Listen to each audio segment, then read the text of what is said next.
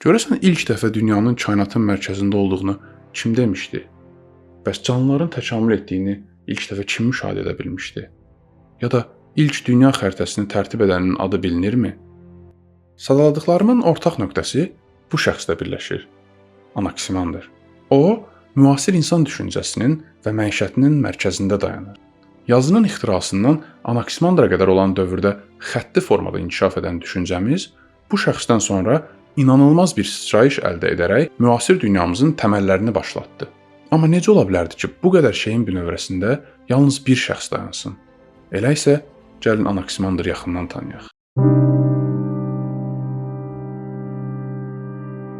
Anaksimandr mədəniyyətin beşiyi olan Miletin Falesdən sonra ikinci görkəmli nümayəndəsidir. Onun 42-ci Olimpiya oyunlarının 3-cü ilində doğulduğu qəbul edilir.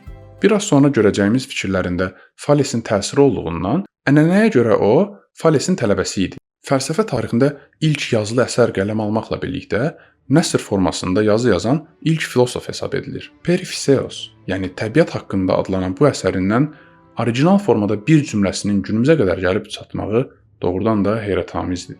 Anaksimandrın Miletin sayılıb seçilən ziyalı vətəndaşlarından biri olmağını, onun Qaradəniz sahilindəki Apollonia koloniyasını qurmağa göndərilən qrupun rəhbəri olmağından bilirik.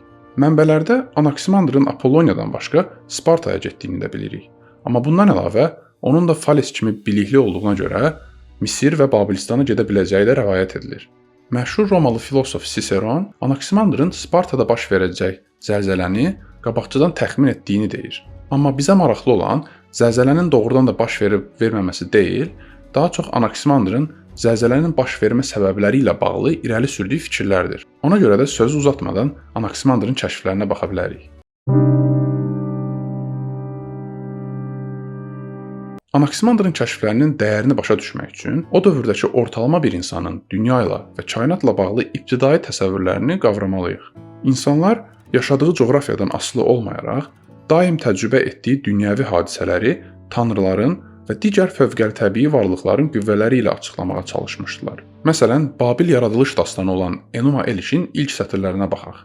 Yüksəklərdə göy hələ adlandırılmamışkən, aşağıda yerə hələ ad verilməmişkən, yalnız ilkin Apsu, onların atası və Mummut Tiamat, onların anası. A few moments later. Elə onda tanrılar onların içində formalaşdı. Bu minvalda minlərlə belə yazı nümunəsi göstərmək olar. Təbiətlə bağlı belə irrasional açıqlamalar zəncirini qıran ilk insanın Fales olduğunu əvvəlki videoda qeyd eləmişdik. Amma dünyanı qavramaq üçün gətirilən bu yeni perspektiv Anaksimandrın töhfələri ilə özünü daha da açıq bir şəkildə göstərir. Məsələn, ilk öncə Anaksimandrın meteoroloji hadisələrin səbəbləri ilə bağlı irəli sürdüyü fikirlərə nəzər salaq. Yağış günəş vasitəsilə dəniz və çaylardan buxarlanan su ilə eyni şeydir. İldırım və göy gürültüsü buludların toqquşması və ayrılması səbəbilə baş verir.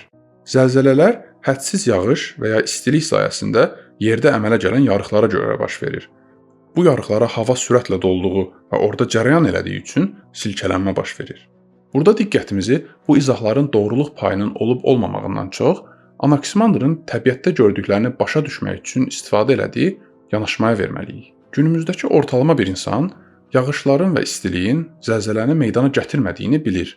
Amma burada diqqətə layiq məqam Anaksimandrın yaşadığı mühitdəki ənənəvi inanca, yəni zəlzələnin Poseidon tərəfindən törədildiyi inancına əks getməkdir. Bu rasional düşüncə tərzinin niyə məhz Yunanlarda çıxdığı sualı başqa mövzudur və bu mövzu ilə bağlı çəkdiyim podkastı buradan dinləyə bilərsiniz. Anaksimandrın həmçinin biologiya sahəsinə töhfə verən ilk insan olduğunu deməsək olmazdı. O, həyatın ilk dəfə suda başladığını və buna görə də ilk canlıların balığa bənzər varlıqlar ola biləcəyini fərz etmişdi. Daha sonra yer quruduqca canlılar quruya çıxmış və burada yaşamağa uyğunlaşmaq üçün tikənli canlılara çevrilmişdilər. Bu fikirlər sizə hardansa tanış gəlir? Əlavə olaraq, insan övladının digər heyvanlardan fərqli olaraq öz-özünə baxa bilməməsini müşahidə edən Anaksimandr, bu səbəbdən insanın ilk başda suda yaşayan bir heyvanın içində meydana çıxıb yaşadığını düşünmüşdü. Anaksimandrın fəlsəfəsini müzakirə etmədən əvvəl dayanmaq istədiyim ən vacib məqam isə onun yer kürəsi ilə bağlı təsvirləridir. Əvvəlki videoya baxanlar xatırlayar ki, Fales yeri su üzərində üzən bir sinik kimi təsəvvür edirdi. Yəni ona görə Yeri tutan şey hər şeyin arxası olan su idi. Amma Anaximander bu təsəvvürə qarşı çıxır. Çünki konkret bir maddə olan su yeri tutursa, onda suyun özünü nəyin saxladığı sualı bizi problemin dərinliklərinə aparır. Bir digər tərəfdən Falesin modeli ilə qərbdə batan günəşin hər gün necə şərqdən yenidən çıxdığına verilən cavab kafi deyildi. Falesə görə günəş yerin ətrafından geri dönərək yenidən şərqdə peyda olurdu. Amma şimaldakı dağlara görə biz bu prosesi görə bilmirdik. Bu problemdən çıxmaq üçün Anaximanderın irəli sürdüyü fikir Karl Popper'in sözləri ilə desək, insanlıq düşüncəsi tarixində ən cəsur, ən inqilabi və ən əlamətdar ideya idi. Bəs Anaximanderın təklifi nədən ibarət idi? O, yer kürəsinin heç bir şeyə dayanmadan və ya heç bir şeyin üzərində durmadan boşluqda durduğunu və ya başqa bir sözlə fəzada üzdüyünü irəli sürür. Mexaniki təfərrüatlarını bir kənara qoysaq və sadə dildə izah etməyə çalışsaq, doğrudan da bu gün bildiyimiz qədərilə yer fəzada üzmürmü? Nəzəri fizik olan Carlo Rovelli əbəs yerə bu fikrin insanlıq tarixinin ən mühüm kəşflərindən biri olduğunu demir. Çünki dövründə hökmran olan düz dünya ideyasından sonra fəzada üzən dünya konseptinə sıçrayış çox böyükdür. Xatırlatma eləyək ki, Anaximander bunları ortalığa atanda hələ eramızdan əvvəl 6-cı əsr idi. Müqayisə üçün götürsək, 17-ci əsrdə yezuitlərlə tanışana qədər Çin astronomiyasında hələ də yuxarının səma, aşağının isə düz dünya olduğuna inam davam edirdi. Yalnız Çində deyil, bilə bildiyimiz bütün ibtidai və ənənəvi inanclarda yuxarı anlayışı səmanı, aşağı anlayışı isə dünyanı nəzərdə tuturdu. Anaximander ilk dəfə yerin aşağısında da səmanın olduğunu deyən ilk kosmoloji inqilabçıdır.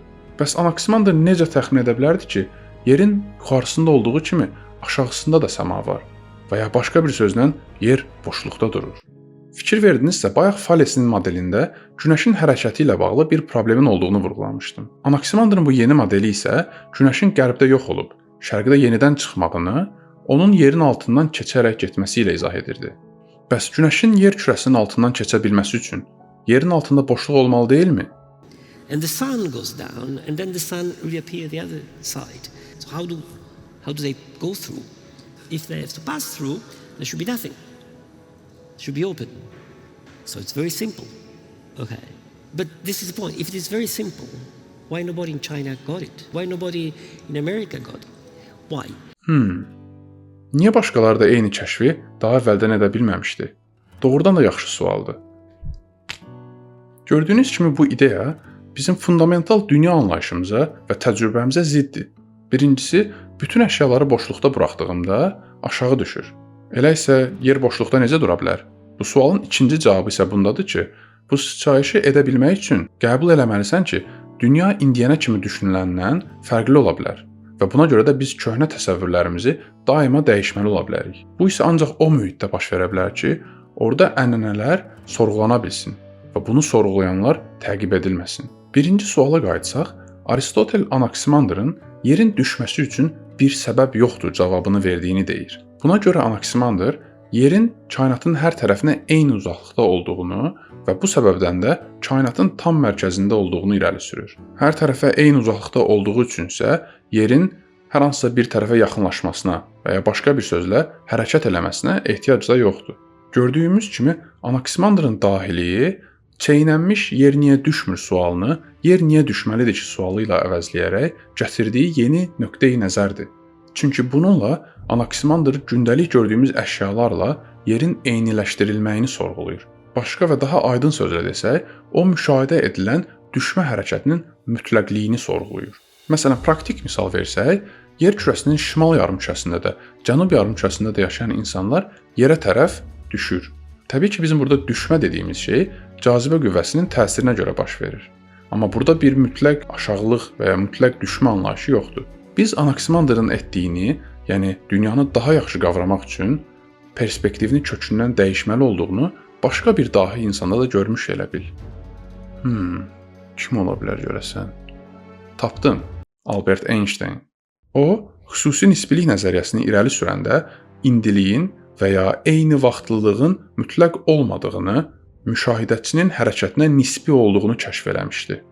Einsteinin bu kəşfi ilə biraz maraqlananlar bunu dərk etməyin necə çətin olduğunu bilər və bu çətinlik Anaximandrın inqilabi konseptini dərk etməklə eyni dərəcədədir. Sadəcə olaraq Anaximandrın kəşfinin lazımı qədər qiymətləndirilməməsinin səbəbi bunun üzərindən 26 əsrin keçməyidir. Bu qədər vaxt sonra bizlərə, yəni müasir insana aşağının mütləq olmadığı 2x2-nin 4-ə bərabər olmağı kimi açıq-aydın bir şeydir. Anaximandrın fəlsəfəsinə keçmədən əvvəl son olaraq onu da qeyd edək ki, deyilənlərə görə Yunanistan torpaqlarına qnomon alətini gətirən ilk adam məhz Anaximandr idi.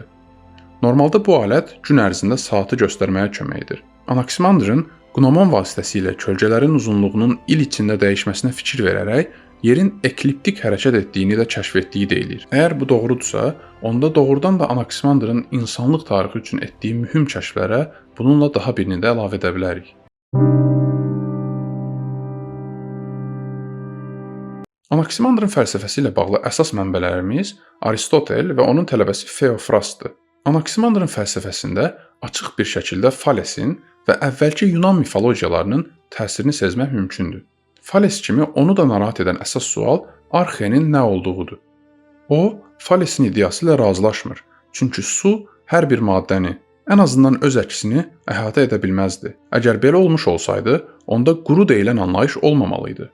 Çünki ilk başda su hər yeri bürümüş olardı. Həmçinin Anaximandra görə arxe daha sonralar Anaximenin dediyi kimi hava ya da Heraklitin dediyi kimi atəş tərzində konkret bir maddə də ola bilməzdi. Bu səbəblərdən dolayı Anaximandra görə arxe apeirondur. Anaximandrın kosmologiyasına görə apeirondan bir parça ayrılmış və bu parçadan isti və soyuq olaraq iki əks maddə yaranmışdı. Bu iki ünsürdən isə nəm və quru olanlar meydana gəlmişdi. Apeiron Yunan dilində kəmiyyət baxımından sonsuz olan, keyfiyyət baxımından isə qeyri-müəyyən olan deməkdir. Buna görə də fəlsəfə tarixçiləri arasında Anaximandrın apeiron deyərkən hansını nəzərdə tutduğu mövzusunda ortaq məxrəc yoxdur. Anaximandrın əsərindən günümüzə qədər gəlib çatan orijinal fraqmentində o apeironu belə izah edir. Var olan şeylərin prinsipi apeirondur. Şeylər ondan meydana gələr və yenə məcburi olaraq onda yox olarlar. Çünki onlar zamanın sırasına uyğun olaraq bir-birlərinə qarşı törətdiyi haqsızlıqların cəzasını çəkirlər. Bu fraqment çox kiçik görünsə belə, onun tərkibində bir sıra maraqlı fikir və konsept var. İlk başda bu izahı analiz eləsək, Anaximandrın burada əslində apeiron deyərkən hər iki mənanı da istifadə elədiyini görmüş olarıq. Aristotel Anaximandrın birinci mənanı, yəni apeiron deyərkən sonsuz olduğunu demək istədiyi görüşündədir. Kainat ziddiyyətlərdən meydana gəlibdir. Çünki var olan şeylər bir-birlərinə qarşı davamlı ədalətsizlik eləyirlər. Bir-birinə zidd olan şeylər sırayla kainata hökm edirlər və sonda da apeironda yox olurlar. Demək ki, yox olmadan sonra apeirondan başqa bir maddə və ya varlıq meydana gəlməlidir. Hansı ki, sonda yenə yox olacaq və yerini başqa bir varlığa buraxacaq. Ona görə də bu varlıqların çıxdığı şey, yəni apeiron, sonsuz bir şey olmalıdır ki, tükənmədən yeni varlıqlar yarada bilsin.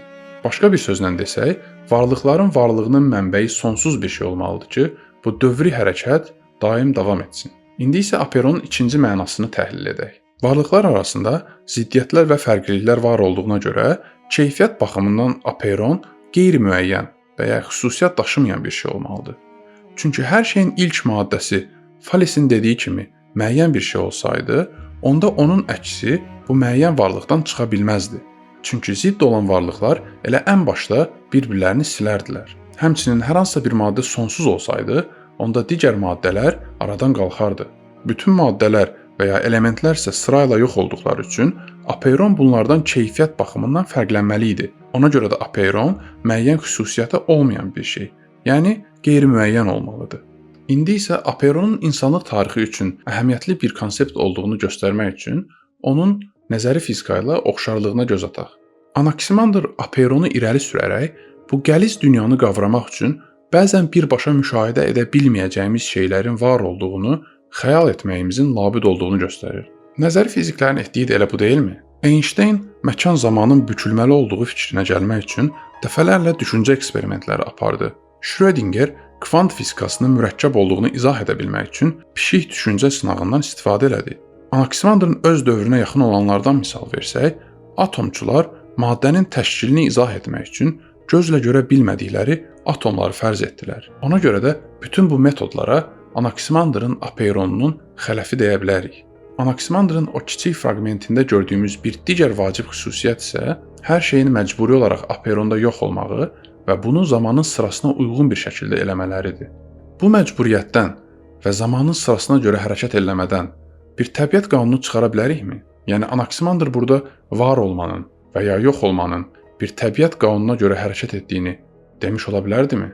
Fəlsəfə tarixçiləri bunu təbiət qanunundan daha çox bir əxlaqi və ya hüquqi qanun olaraq şərh edirlər. Nietzschenin də bildirdiyi kimi, Anaximandrın bu pessimist görüşünə görə bir varlığın var olmağı digər varlığın haqqına təcavüz olduğu üçün bir təqsirdir və buna görə də cəzasını mütləq ödəməlidir. Başqa bir sözlə, hər bir fərdi varlıq var olmaq üçün başqasının mövcudiyyətini yox etməyə təşəbbüs göstərir və bu əməllərinə görə Apeirona qayıdaraq, onda yox olaraq və yerini başqa bir varlığa buraxaraq cəzasını ödəmiş olur. Anaximandrla birlikdə biz tarixdə sözün əsl mənasında ilk təbiətşünasın və metafizikin ortaya çıxdığını görürük. O, dünyanın, kainatın və canlıların təşəkkül etməyini elmi formada müzakirə edən ilk şəxsdir. Əfsanələri qırağa qoyaraq öz müşahidələri, təcrübələri və məntiqi düşüncəsi ilə yeni açıqlamalar verməyə çalışmışdı. Onun Apeironu Falesin arxesinə görə böyük bir sıçrayışdır. Çünki Apeiron bir-birindən fərqli varlıqların meydana gəlməyini daha yaxşı izah qabiliyyətinə malikdir. Onun fəlsəfəsindən ortaya çıxan ziddiyyətlər arasındakı rəqabət fikri də daha sonralar Heraklitin fəlsəfəsində öz əksini tapacaqdır.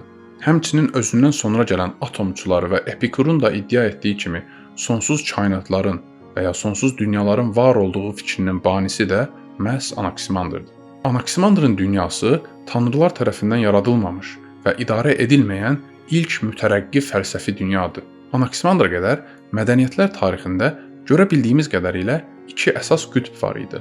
Ya şagird ustadına o qədər rəğbət bəsləyirdi ki, onu sorğulamaq bir günah sayılırdı, ya da ki, öz fikrinə zidd olan bir digər fikrə açıqca nifrət yağdırılırdı. Hal-hazırda müasir elmdə də istifadə edilən bu iki qütbün ortası ilk dəfə Anaximandr sayəsində meydana çıxdı.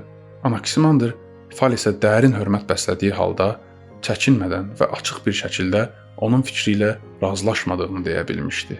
Bizim məlumatı dərk etməyimiz insanlıq tarixi boyunca tədricən ardıcıl təkmilləşdirmələr sayəsində baş vermişdi. Ona görə də növbəti dəfə elmi məqalə oxuyanda Anaximandrı unutmayın. Hələlik.